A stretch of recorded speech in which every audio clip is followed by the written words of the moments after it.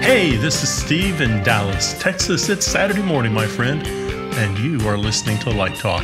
Good morning. This is Zach coming to you from our nation's capital. Today, our very special guest making her first appearance on the show is one of the pioneers of projection design, Ms. Wendall Harrington. Woo! And this is David coming to you from the beautiful Belmont Shore neighborhood of Long Beach, California. And if you don't already know, you are listening to Light Talk, and we are the Lumen Brothers. Hey!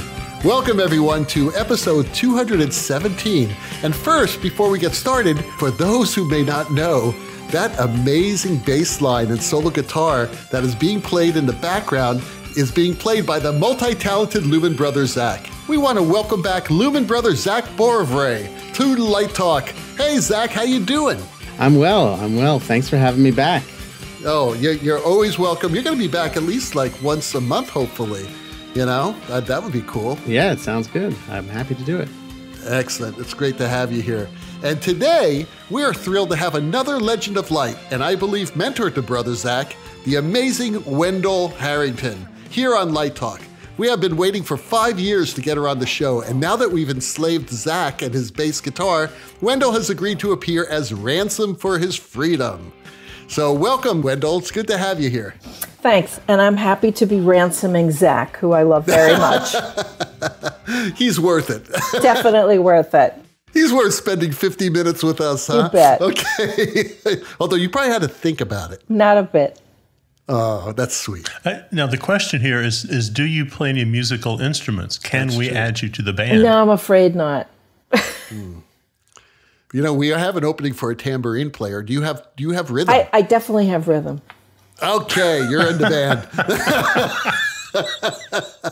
Okay, before we get started, Zach, could you please tell our listeners a little bit about Wendall? It would be my pleasure. It has been said that in the world of projection design, all roads lead to Wendall K. Harrington, the godmother of modern projection design. Her career has embraced diverse disciplines, including projection design for theater, publishing, and video production.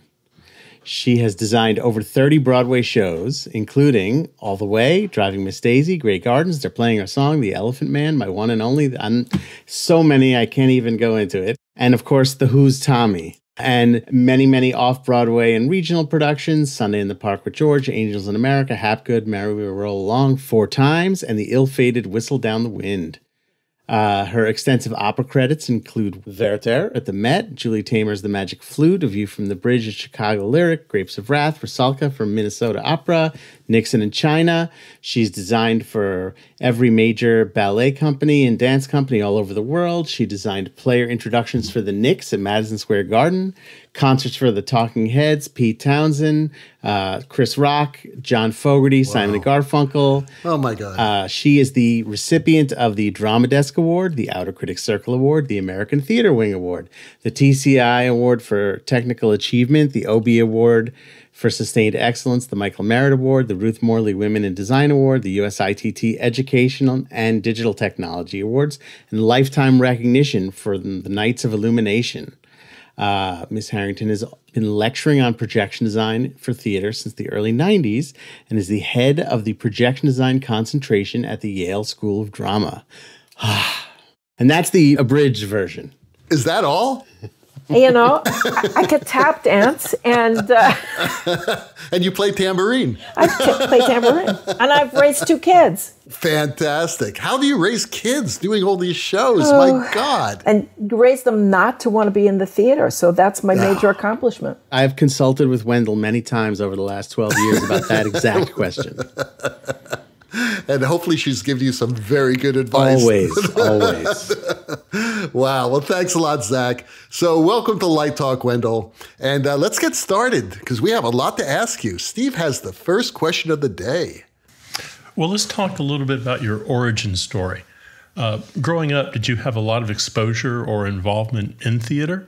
And part 2 of that, do you recall seeing anything that included projections growing up?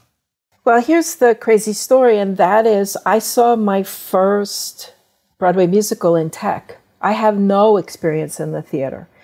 And I my experience in the theater mostly was from watching Busby Berkeley musicals. And that was what I thought was theater. And imagine my surprise when you can't get 700 girls on a stage. But I did read plays. I was fascinated by plays. I listened to Broadway cast albums that my parents had lying around the house. And I grew up in New York, so I went to Shakespeare in the Park. But I never thought that no clue whatsoever. My interest was in cinema and art history. And I was working in advertising because there was no work in the film industry in the 70s for women. And I got a call one day from Bill Batchelder at Staging Techniques saying, Theron Musser needs a slide. I had no idea who Theron Musser was. A slide? Just one slide? Well, there was just, she had this idea she wanted to try. And so I went over, I met this nice gray-haired lady, had no idea who she was, don't know anything. But she was actually trying to invent this color wheel. And she had this idea that she wanted to test out, but she needed to have pure color in slide form. And I knew how to do that because I'd been doing stuff for my advertising clients. And I did it. It was successful. It was a test for ballroom. They hung some projectors above. Yeah, so everything was circular in ballroom. Right. So we made all these circles and they tested it and they liked it. And then I was replaced by a lighting fixture. So story of my life. Sounds like you're a little bitter there. No. Are you kidding? You let it go. It was fabulous. It was fabulous. She was great. And hard drinking, fast talking, cigarette smoking woman who really, I have to say, is a primary influence. And she recommended me to Doug Schmidt when he was doing They're Playing Our Song. And I left my job in advertising, and the rest is, and then the rest, as they say, is history. Of course, it's important for everybody to know that I did not make a living working in theater from 1979 until I did Tommy in 1994. So just to clarify for everybody that it's a long road. A lot of Broadway shows in there, but none of them that actually anybody could live on. A quick question, a follow-up there. Were projection designers paid well back then? Were they comparable to lighting designers or set designers? Well, I have to say, for my whole life, I had to fight to get parity with lighting. That was my first thing that I tried to do. But when I did They're Playing Our Song, there was no line for a projection designer. And since nobody knew what it was going to take, I got hired on a day rate, which in the end was very lucrative. And I never got that again. And I ended up making more money than the set designer. And, that was great. But, of course, that never happened again because everybody thought, it'd just take a few days. Well, they kept rewriting. So that was why it was, took more time.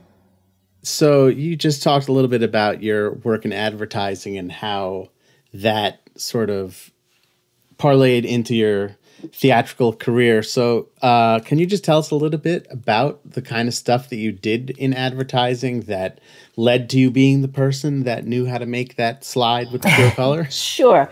I had been, as I said, I was interested in film, and that was where I thought I was going to head. And I had done some work doing, what we called experimental and avant-garde films in the 60s. And I tried to, break into the big time, but the 70s were really hard.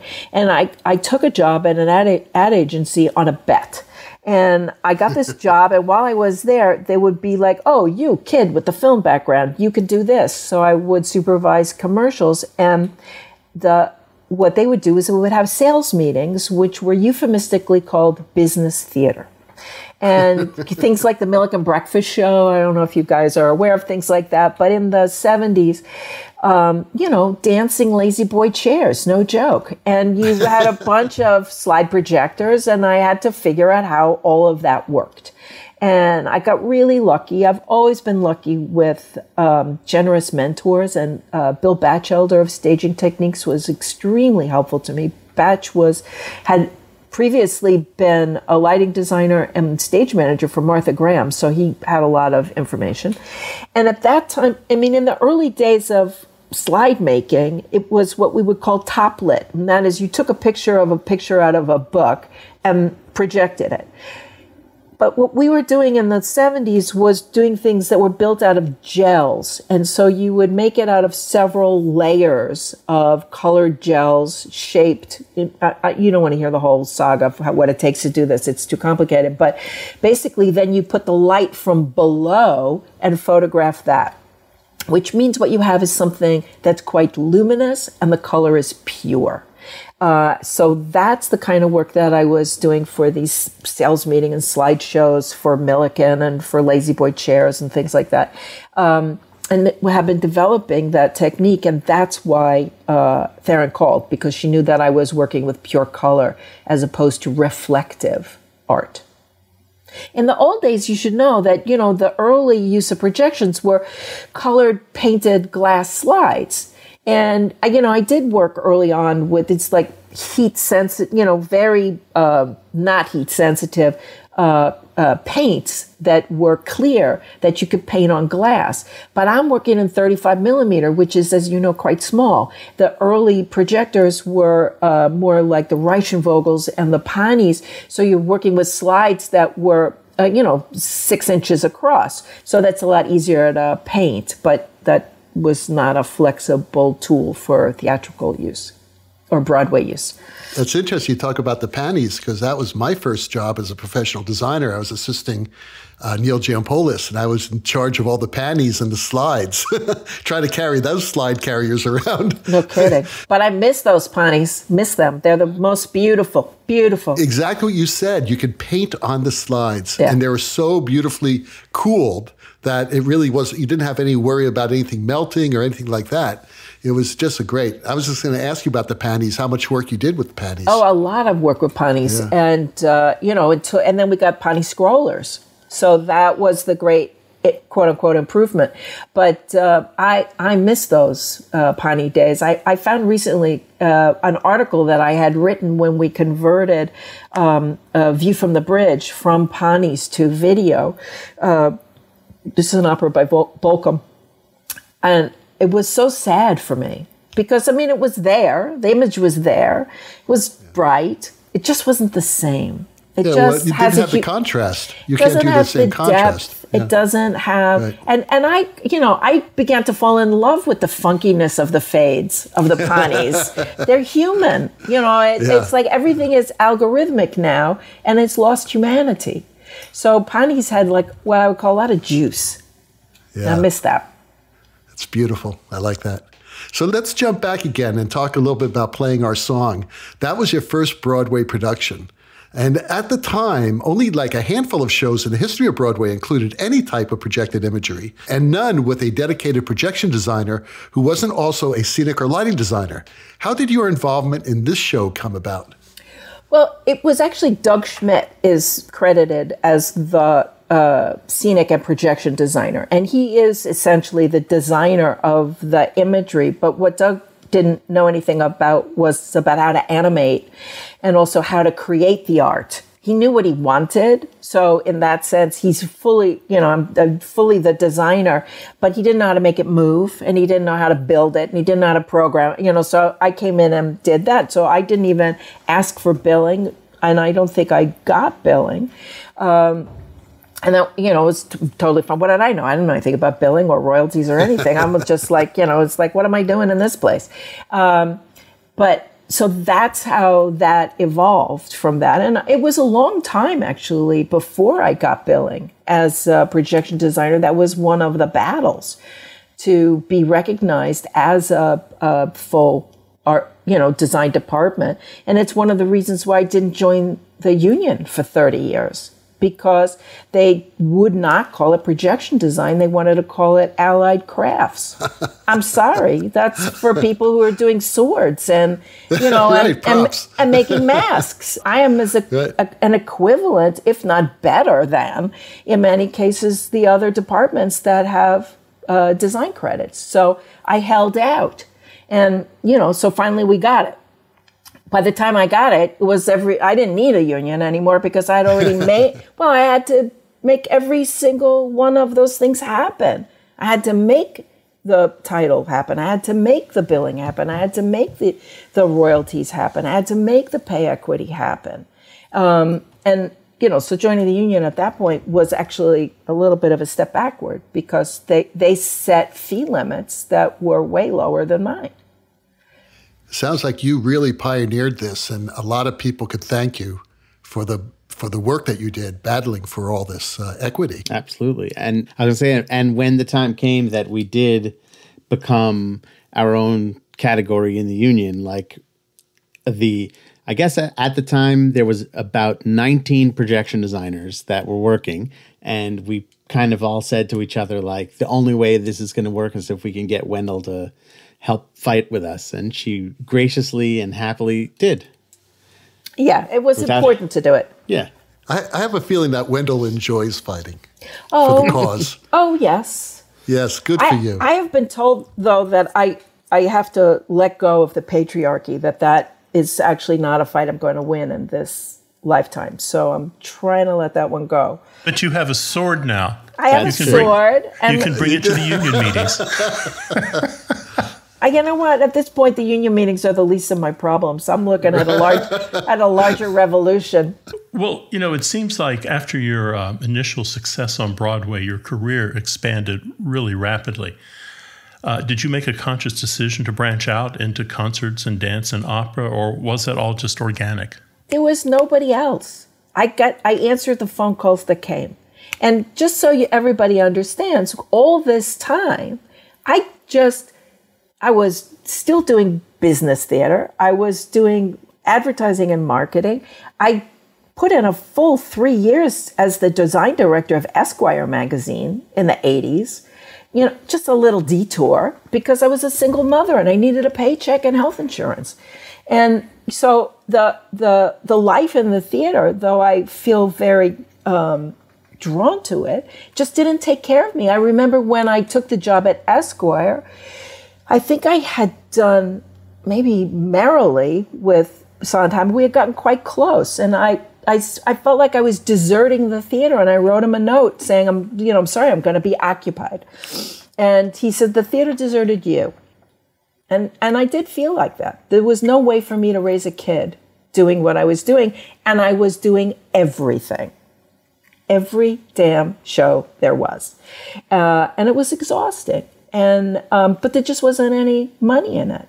And so I had to take a job for a while. But I will add, and this is one of the 10 million pearls of wisdom that Wendall imparted on me in my career early on, was that you when you did work with Esquire, you negotiated, I think, to have enough vacation time to take the occasional show. Oh, yes, I did do that. Because it was important to keep your foot in that pool. Yeah. No, I didn't let go. I certainly didn't let go. And there's everybody I knew got into Esquire in those years when I was there. I did, Pete Feller. Who would know about Pete Feller? But I did a little story about Pete Feller in Esquire magazine. I had Hal Prince. It's I took care of my own.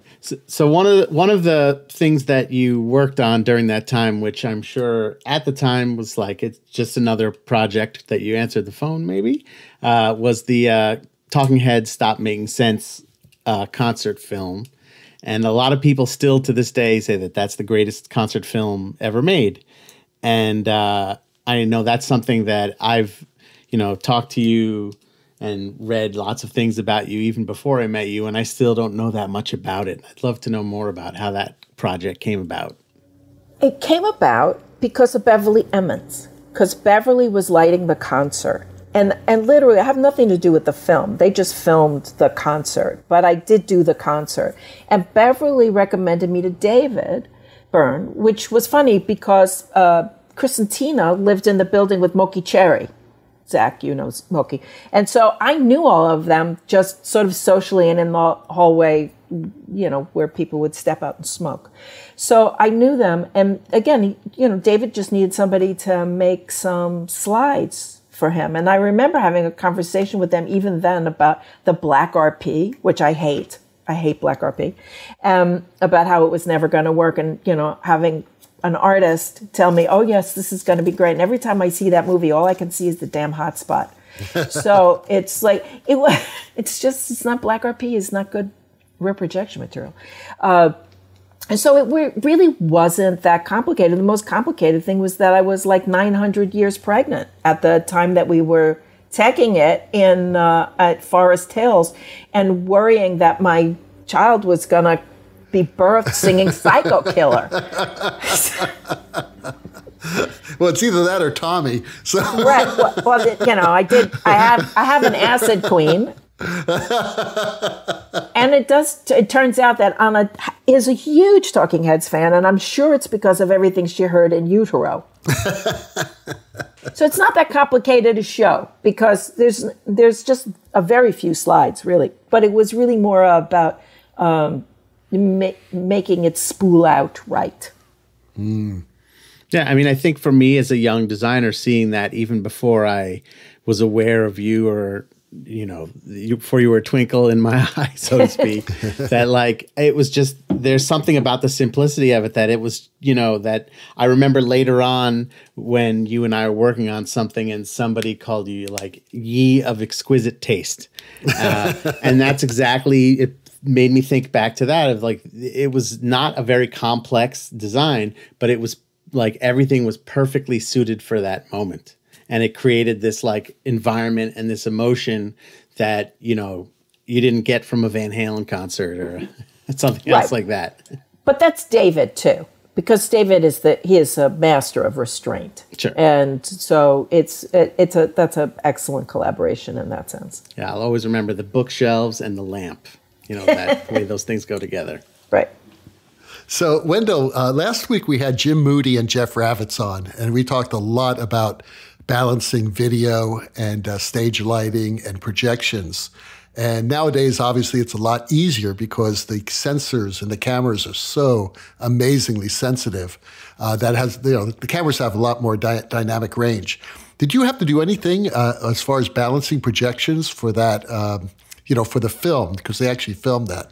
I was actually not involved in the film, though. Okay. I've spent a lot of time with Alan Edelman sussing out these things. You know Alan. And when we did a concert at Town Hall that was going to go at PBS, and we actually got in a room, the two of us, with gels, a camera, and our Panis, because it was a Pani show, and just making lots of notes and, re-gelling the projectors to match the stage lighting. And it's something I have to say that Alan I think was the person who really made me aware of color temperature. And for me, it's really, it's a crisis when I see people who have not really taken that to heart, because it just creates two separate worlds. And it is still one of the things that I tell my students, that you do far better putting a piece of no-color sun in front of the lens of your projector than you will ever get by trying to calibrate it, because the lamp color is the lamp color. And everything you calibrate with your algorithm is still not going to turn yellow into blue, or you're never going to get the purest yellow, because the lamp color is the lamp color.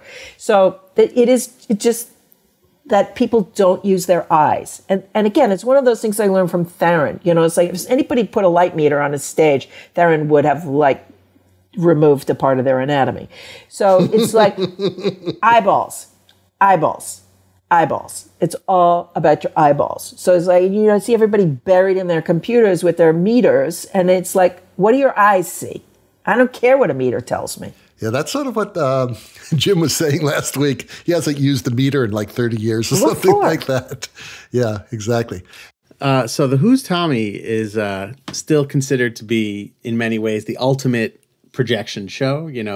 I know all of my generation of designers, and even the people who have come after me, were always saying to each other, like, we're hoping this next show is going to be our Tommy. It's that moment. And in a lot of ways, it kind of pushed the art of slide projections as far or further than what was thought to be humanly possible. And I always felt like you took this technology and you took all of its limitations and made that into the actual style and the design. And I'd love to know some more about how that project came about and maybe how it evolved from the out of town to when it came in. Well, sure. I mean, I could tell you that I had always hoped that Tommy would be my cats. You know, now and forever. You know, I think they racked up a few bucks for that. Well, the story of Tommy is that John Arnone was doing Tommy with Des McAnuff, and I got a call in my studio about what it was they were trying to do. They were asking me questions about how to do it. And then I realized that they were really clueless about what it was they were doing. You know, they had an idea, but they had just no sense, not just of the technology, but even how to accomplish what it was that they wanted to accomplish. So I said, well, I'll, you know, let me just make a storyboard and we'll just, you know, figure out how you're going to do this. You know, and the next thing I know, I'm on a plane to La Jolla. So in La Jolla, it was 9 screens because you had the depth in La Jolla to cover the space with rear projection. And it was very... there was nobody there who knew anything about anything. I mean, I have 2 lovely people who I love to this day, Victoria Petrovich and Vince Mountain, who assisted me, who were students at UCSD. But they really, you know, who knew slides and who knew this level of slide making? And we only had 1 set of slides, so you'd work all day and look, and you'd have to make changes all night, which meant you'd climb up the scaffold, put the slide trays on, take the slides down, put them in a shopping wagon, and move them over to the studio space that I had there. Work all night reprogramming. It's all AVL, you know, at that point, with nobody who knows how to program except me, and I'm not that good at it. I'm just, you know, I program like, you know, with an axe. I can make things happen. And I had a sort of base thing that I was editing. And every once in a while we'd call in this guy who knew how to use it, but we had to pay him. And his name was the Big Kahuna. And so he would come in. I know him. I know the Big Kahuna. So, you know, he would come in and he would re-edit. And it was just about the hard. I did not sleep for 3 days. And the Flying Karamazov brothers were working in the next hut, literally. And they would come and go and they would like stick their head in, you know, and I was drinking, you know, I learned about, you know, what is it called? A hammerhead? Black coffee with 2 shots of espresso? That and a joint, and you can get through anything. So it was, so, you know, I thought it was okay. This is like going to be kind of a dangerous thing to say, but, you know, Chris Perry was not the original lighting designer of this show. Does everybody know that? If Frances Aronson was the original lighting designer of Tommy in La Jolla, she was fabulous. They fired her, and, you know, because you can only have 1 loudmouth woman on a show, and that was, you know, and I could not be replaced. And it's just, to this day, is like one of the most shameful things. And Tommy on Broadway, by the time it was going to Broadway and Chris Perry was doing it, the color of my slides comes from the clothes. There's no color in the set. I took the colors of David Woolard's clothes, scene by scene, he matched Pantone colors, and I matched gel colors to his clothes. So that scene by scene, everything is a complete color harmony. I handed those gels to Chris Perry to make color scrollers. So when everybody says about how beautiful Tommy, how collaborative Tommy looks, and everybody wins a Tony Award for that, except for the person who made that collaboration, it's a little pissy for me. So, God, that's just sad. What's sad is that apparently my name was on the nomination when it left the Tony Committee, but it fell off when the announcement, which you can check that with Ted Chapin. What the hell? What happened? I don't know. You want my guess? I'm guessing it was the union because I wasn't a member. You weren't in the union at the time. No, I wasn't anything. I was in no union. Right. Right. Because nobody would have me. You know, I saw that show, and I mean, maybe second night, and I had never seen anything like that in my life. I mean, I kept watching it and kept staring at it, and I'd keep opening my program and look at who these people were who had done this. I had never seen a show like that. I haven't seen a show like that since. Well, it's insane. Nobody would do what we did. It was so labor intensive. I give you 5 cents for the people who are working in digital video now. They would look at what we did and weep. No kidding. It's a handcraft. It was like making the Bayou Tapestry. There's like 20,000 slides were made for that. And, only 2,000 remain. But every single image is made of 18 separate slides. 18 separate slides that have to be mounted, cleaned, put in the right place. 2 sets of them. Every time you change your mind, take down 54 slide trays.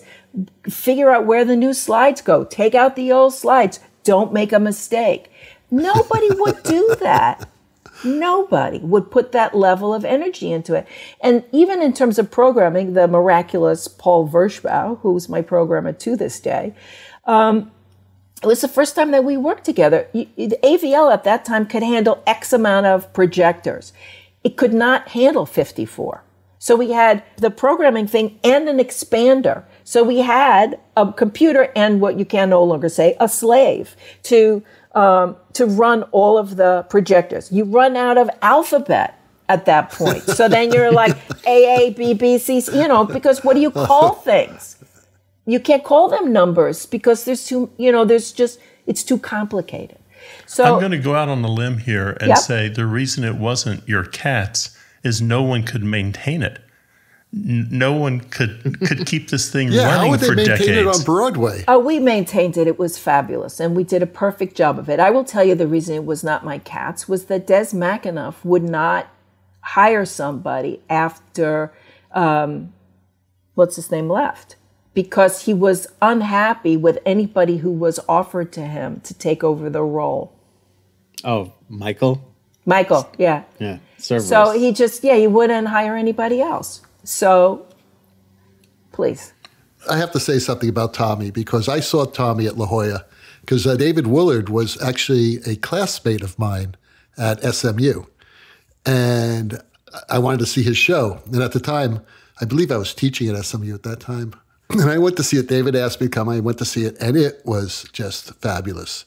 But I do remember, didn't you have like TVs in it, like TV sets around yes, there are TV sets. I don't think they had them in La Jolla. I think that was added in New York. Well, I've seen it several times, so I'm mixing up productions.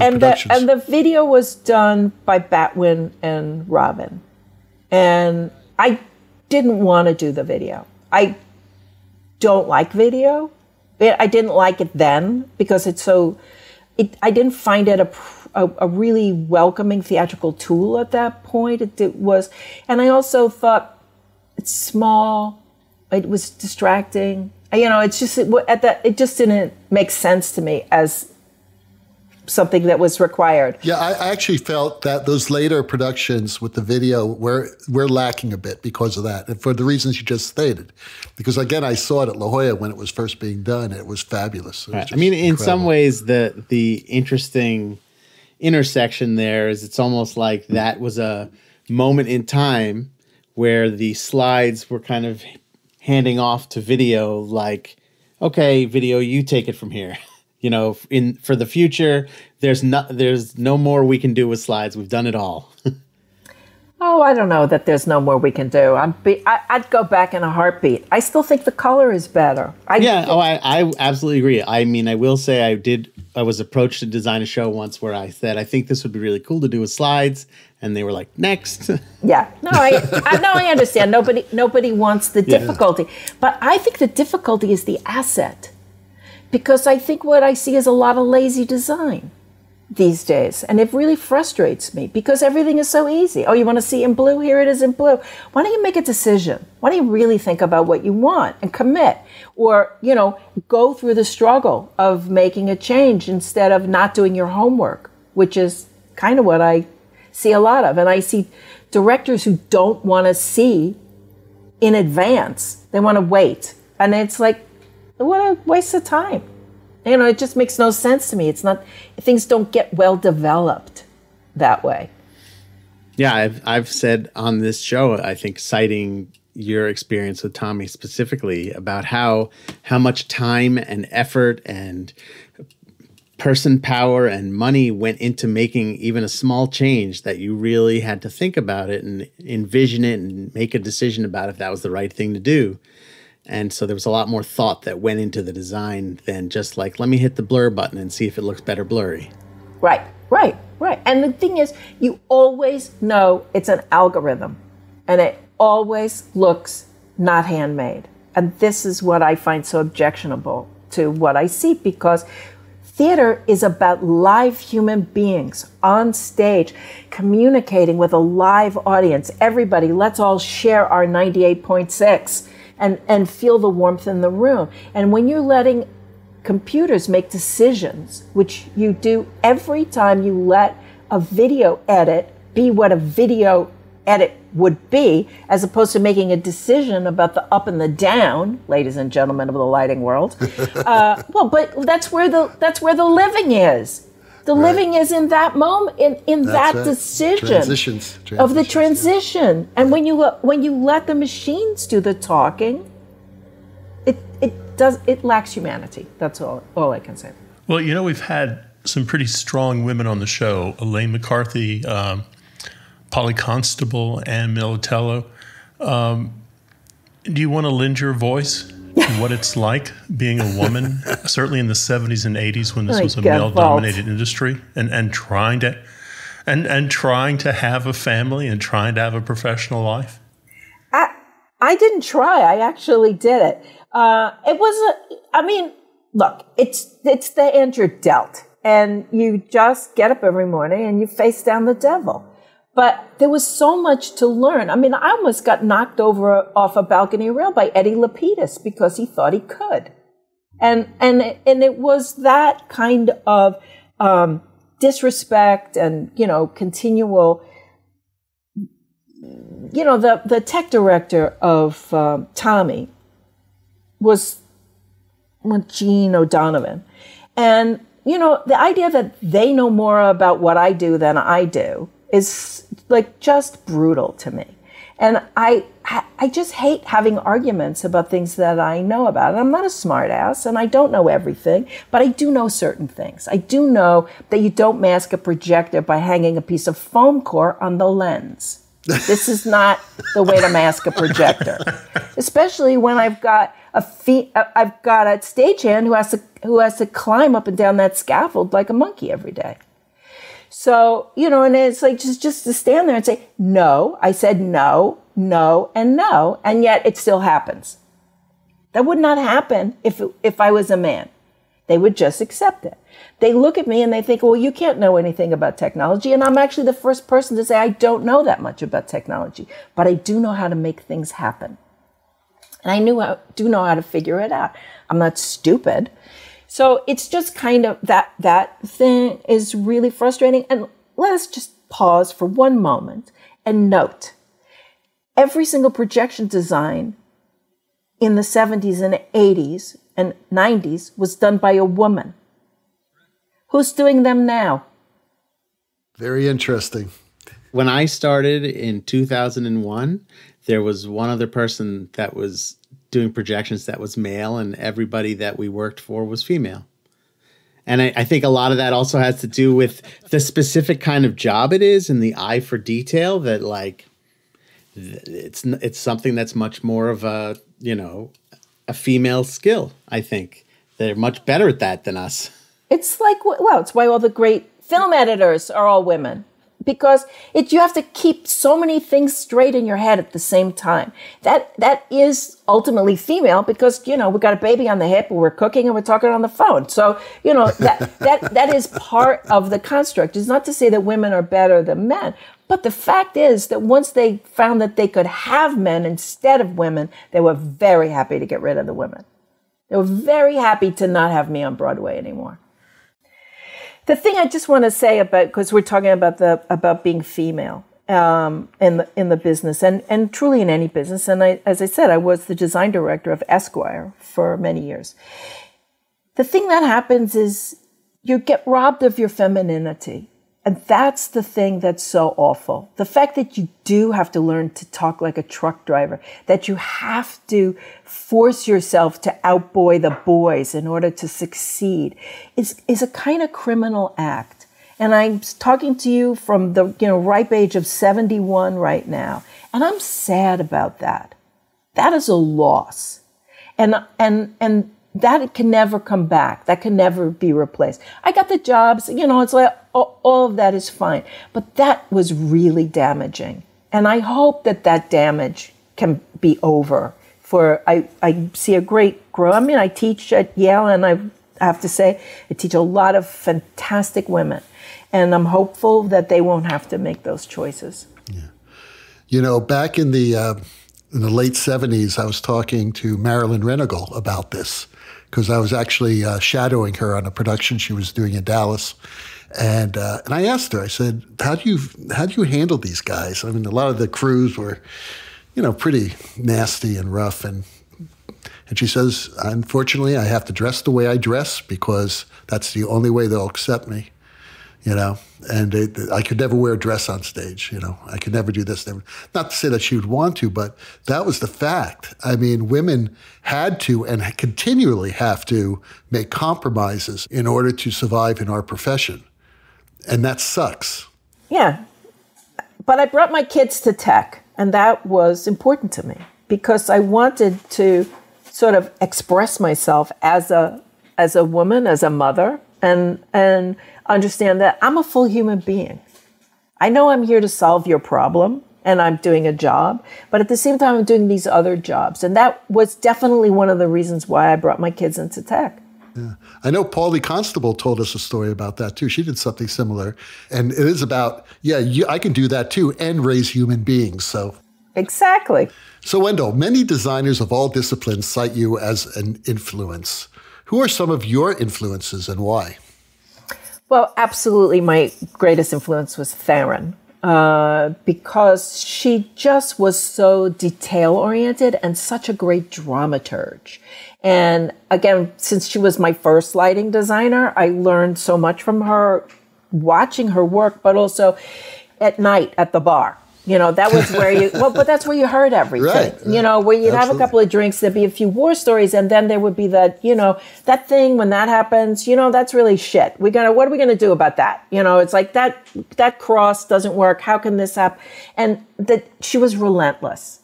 And I so respected that. And I think I'm a bit relentless myself. And she empowered me to feel like that was actually what one did. It was never over. They threw you out of the theater. You had to stop. That was but that was when you finished working.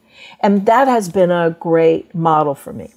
And of course, Doug Schmidt, who gave me my break doing They're Playing Our Song, because he taught me, I knew nothing. I knew nothing about anything when I came into the theater. I didn't know upstage from downstage or, in truth, I still can't figure out stage right and stage left. But everything he looked at was wonder. He had this childlike wonder, and I have to say, God bless him, he still has it. I remember walking across the street with him and having him point out like the zebra stripes in the crosswalk and say, oh, if you close one eye, it's like a zoetrope. And it's like somebody who's always inventive, always looking at how things come together. And because They're Playing Our Song was in its way based on pop art, and because I have my art history background, that was also very influential to me, because there's no project that I start that doesn't begin with looking at art. Of whether I'm looking at the art of the period that I'm working in, just to sort of feel what the atmosphere of that might be. And also I made a ballet where I took trees from Bruegel and rebuilt forests. And so it's that kind of inspiration of saying, oh, you just can take from all of these sources because you're absorbing all of this. So he was a terrific center for me, and he's still kind of a center. And of course, I mean, I've had great directors like Richard Eyre who have taught me so much about being in the play. I don't know anybody who works with actors the way he does. And Frank Galati, who is a great storyteller. He knows how to get a story out over the footlights in such a deep and endearing way. And I mean, Sondheim, Jesus. Every word. The joke is my second child, Emma, who is highly tattooed and has a giant, like, Sondheim, partly Sondheim tattoo with all his shows kind of like weaving all around, which is just, what? But she was born to my trying to remember the words after getting up on a 7, after moving on a ferry on an island in the river, and on a Sunday. So, that's how great has been our lives to have the kind of influence of somebody, such craftsmen as these. I still can't remember those lyrics. That's why we have kids, because they can. They can. Yeah, she knows. She has them all. Yeah. But I had no mentor in that sense, because nobody could teach me. There was nobody. And later, I discovered people like Ron Chase. But that was not until later. I didn't know anybody who was doing projections for the stage. And, Doug had done some little stuff, and it wasn't until later that I met Tony Walton, and I began to, I saw some of the things that he had done for Funny Thing and Golden Boy and stuff like that. But, of course, I hadn't been to the theater, so I hadn't seen any of those things. And I think that a lot of this sounds like, and I obviously, this is going through the filter of my own experience of knowing you and working with you, is that there's a lot of this knowledge that you've organically sort of taken in through osmosis, and that these influences have really helped you to make the connections between them, to figure out, like, not just I don't know why I know this, but like, this is what that actually means, and this is how it can be used, and this is what that's called, kind of stuff.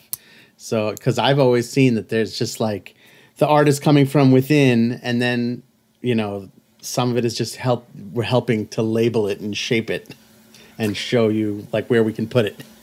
I've always been extremely hungry for knowledge, because I didn't get to go to college, but for a year, and I always have felt the, not exactly embarrassment about it, but I always need to know more. And when I'm interested in a thing, I'm going totally down the well, and I'm going to know everything there is to know about it, or as much as I can. And I think that is one of the things that serves me well, is being able to draw from these depths of knowledge, sort of random knowledge, and find connections between those things, because I think that that's what makes imagery so interesting. I mean, the fact that I cared so much about the Northern Renaissance, leads me to Bruegel, to know that guy paints a perfect tree, or perfect in the way that I want it to be perfect.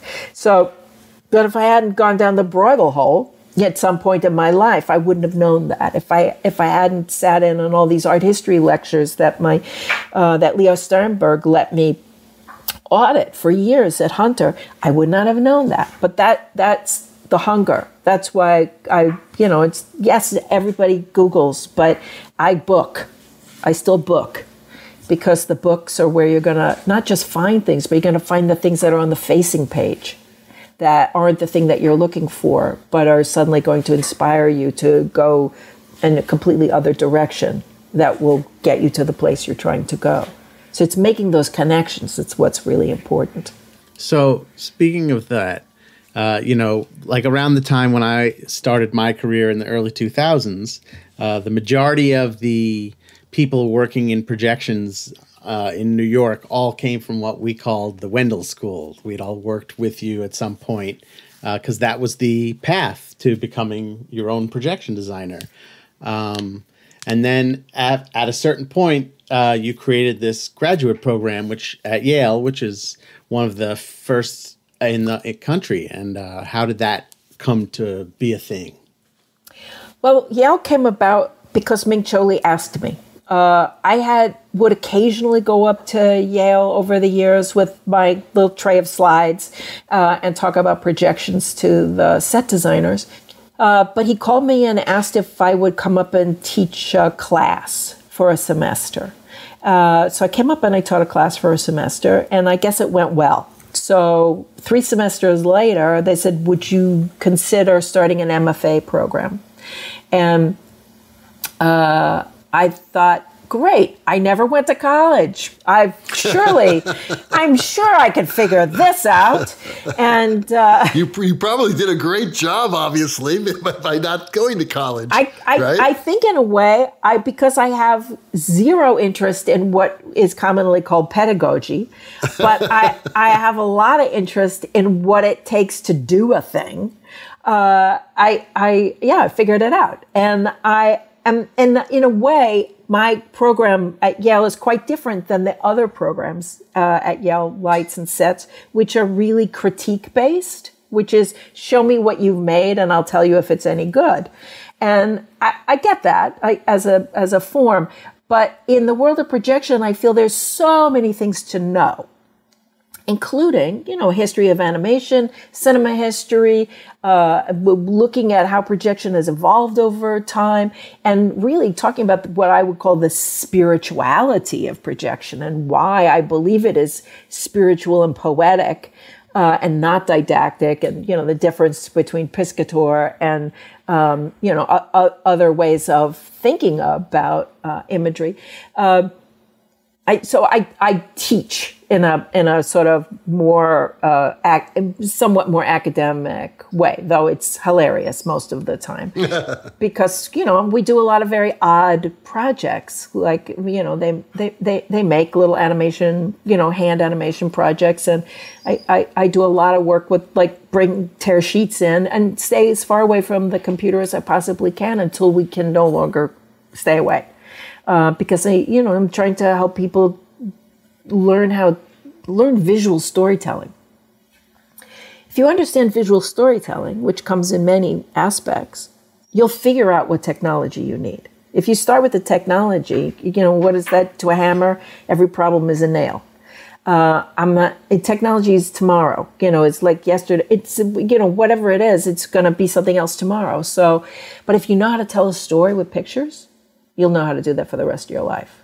So that's my approach there. And I'm such a mother, so I really have, I love those kids. And it's, I love teaching for that reason. I'm inspired by them every day. I'm inspired by the things that they want and need and are curious about and take me down different pathways. It's really exciting. So that's how it came about. I'm always on the verge of quitting, but it's mostly because I'm not good at institutions.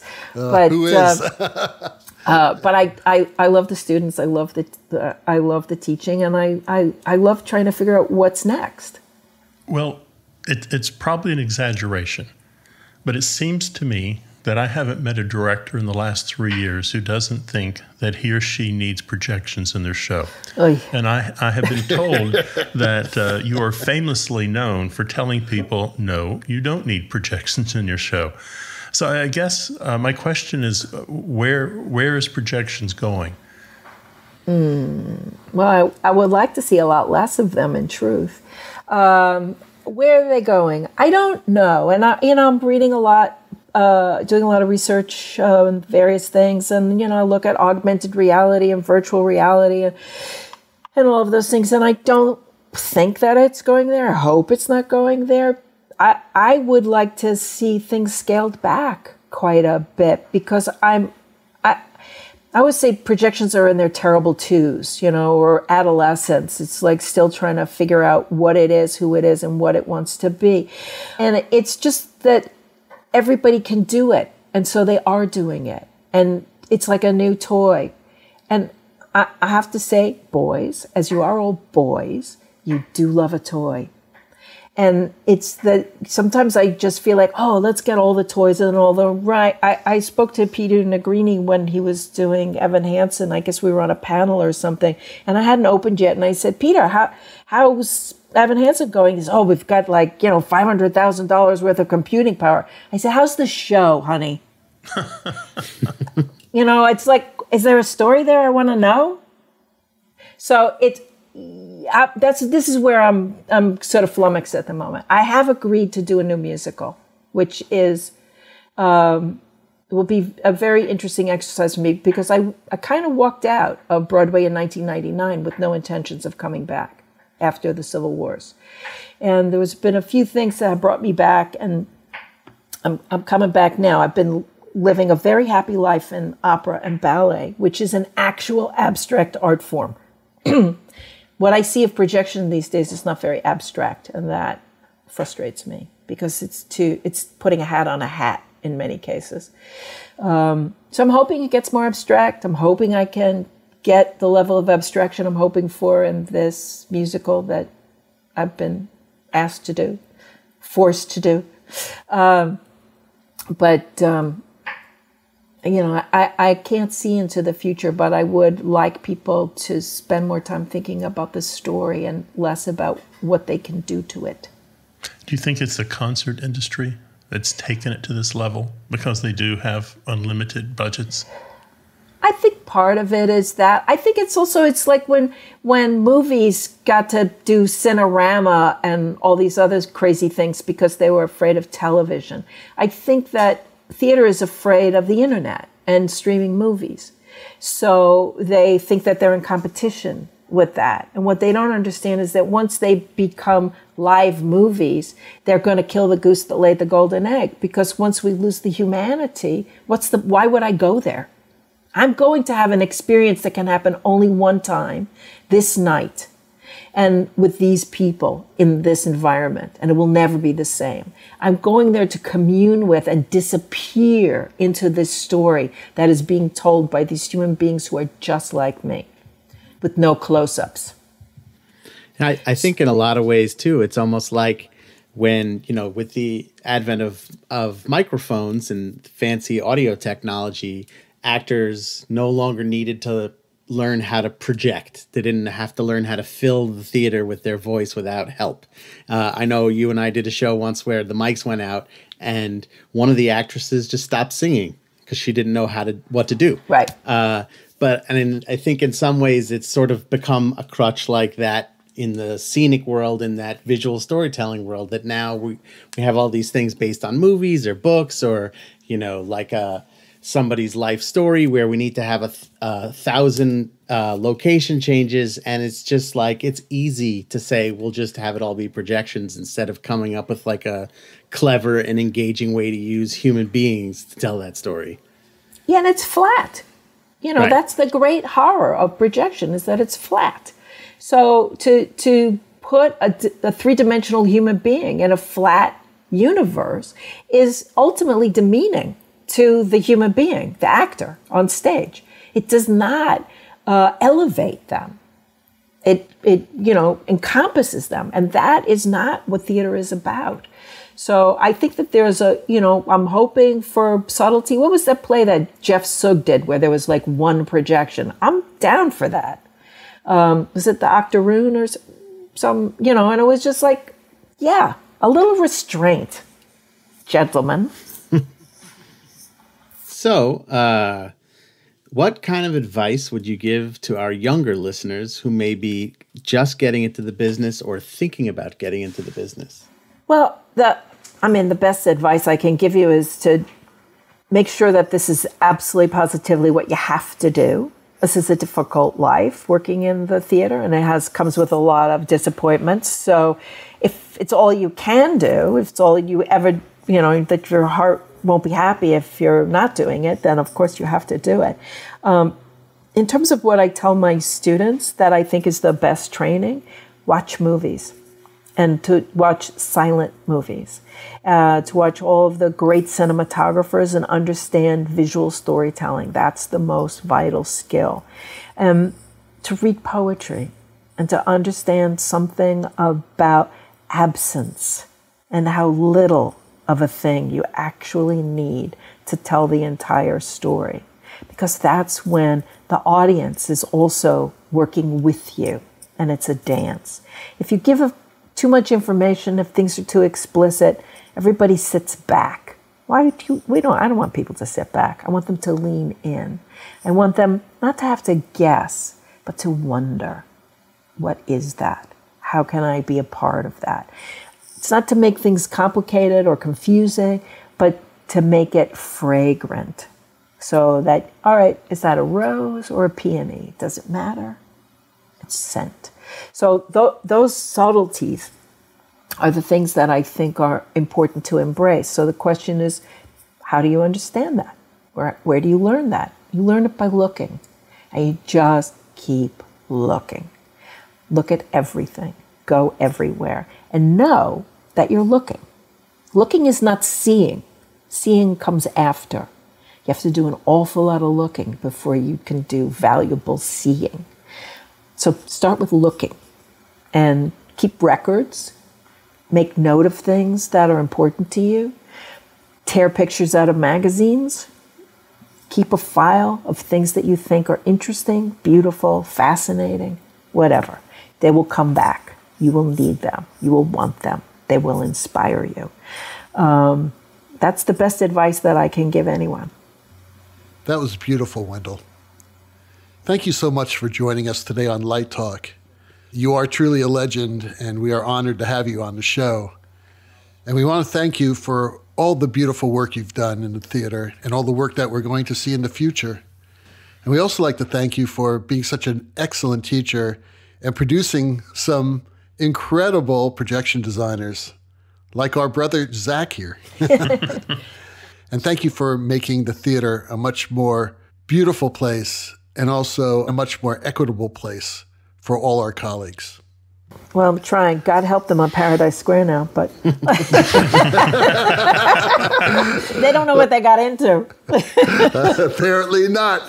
So the rocking sounds of the Luminoids tells us that once again, you've spent another morning listening to Light Talk. You can hear our show on Spotify, iTunes, Google, YouTube, livedesignonline.com, and just added Amazon Prime. That's right.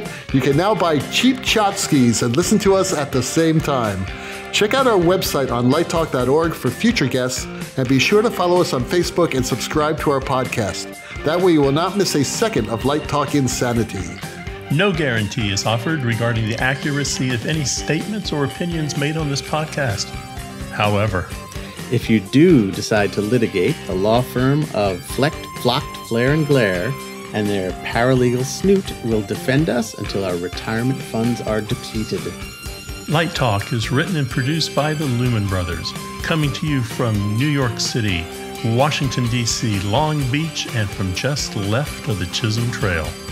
And be sure to join us next week where we welcome designers Roma Flowers and Xavier Pierce to Light Talk. Light Talk, broadcasting questionable Lumen knowledge and humor around the world.